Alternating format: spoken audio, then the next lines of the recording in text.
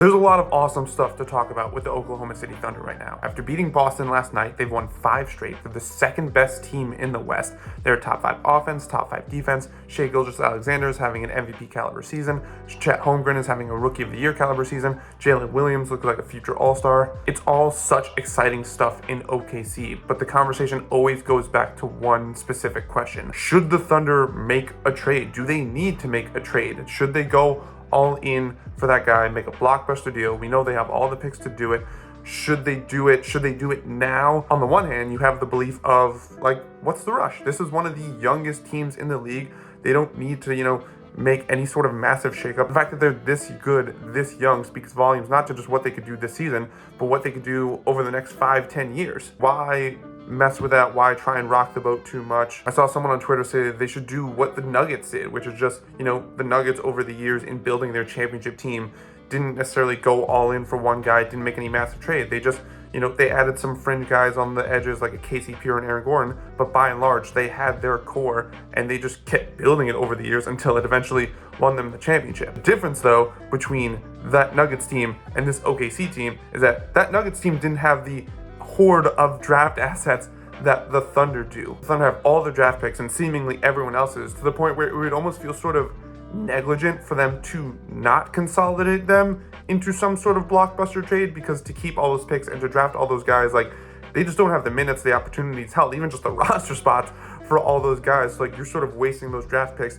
if you don't sort of put them all together into a larger package. So you consider the draft capital aspect of it, and you also have to consider that, yes, the OKC Thunder are one of the youngest teams in the league. But the reality, though, is that a team's championship window is never open for as long as you think it would be. And the irony is that no team knows that better than the Oklahoma City Thunder. Because if you remember, 2012 NBA Finals, clock is ticking down on Game 5, Miami's about to win. There's that classic image of Russ, Harden, and Durant. They're standing there and they're watching the clock tick off. And I just know all of us were thinking the same thing. They were probably thinking the same thing of, like, we're gonna be back here. Like, this is not the end. This is the start of something special. We thought the Thunder would be in, like, basically every NBA Finals for at least the next 5 years, and you know what? They haven't been back since. And part of that was because of stuff they could control, like trading James Harden, but part of it was stuff that was out of their control. Guys got injured a bunch. San Antonio kept going longer than anyone thought they would. The Warriors became a dynasty. So if you're a Thunder team that's one of the best teams in the NBA right now, like, you shouldn't necessarily think of, oh, well, we're going to be doing this for the next 5-10 years, like, because ultimately you don't know. Again, people get injured. Chemistry dynamics change. There's the money factor where guys are going to start needing to get paid. You consider that Chet Holmgren is still on his rookie deal, Jalen Williams, and the fact that Shai is on what should be considered an insanely bargain deal that was signed before he became a massive superstar. This team is going to get expensive at a certain point. And with the way the luxury tax works, it's not as simple as just paying everyone and dealing with luxury tax penalties. So if you have right now what looks like a roster capable of contending at a high level, and you have the pieces to upgrade that team in a really significant way, like not just on the margins, but OKC could go out and trade for Pascal Siakam, can trade for a lauri markkanen. You definitely have to say to yourself, like, we're not going to wait around because we have no idea what the future of the NBA holds. We're good enough right now. Let's go do it. Let's go, like, make that move. Let's go all in. Now, I'm definitely more of that logic. Like, you got to strike while the iron's hot because the future is unpredictable.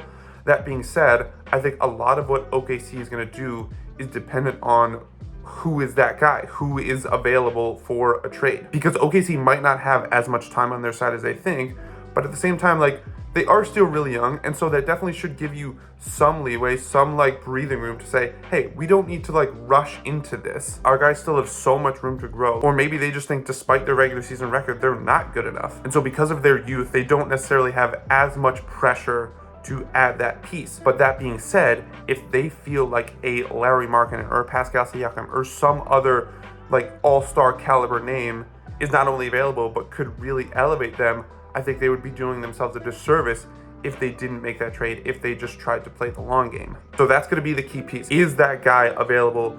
Does he fit with what they want to do? And do they feel like he is a guy worth acquiring to elevate their championship hopes? Because if they don't feel like that guy's out there, then I'm totally down for them to stand pat. I think there's definitely something to be said for patience. And again, like, championship window not always as open as long as you think. Future is always unpredictable, but you definitely don't want to force it and put all your chips in the middle of the table for a guy who ultimately doesn't help you get where you want to go. But if that guy is out there, I mean, look, the NBA is in such a special place right now where, like, the title has been wide open for the last, like, half decade now. It's still the same thing this year where, like, you obviously have your cream of the crop contenders, but there's no overwhelming favorite, no like team where it's like, oh, how are we gonna beat this team? Like every team is beatable. So if OKC has that guy in mind and he's available, like just go for it, man. Who cares about timelines? Who cares how young you are? I guess the best way to summarize it is that assuming it's possible, I hope the Thunder don't try and wait until it's their turn. Create your own timeline, do your own thing, and just go for it, because they have one of the most unique opportunities ever where they have all these great young talent and the ability to add to it in a way that really no team has ever had with the amount of draft picks that they had.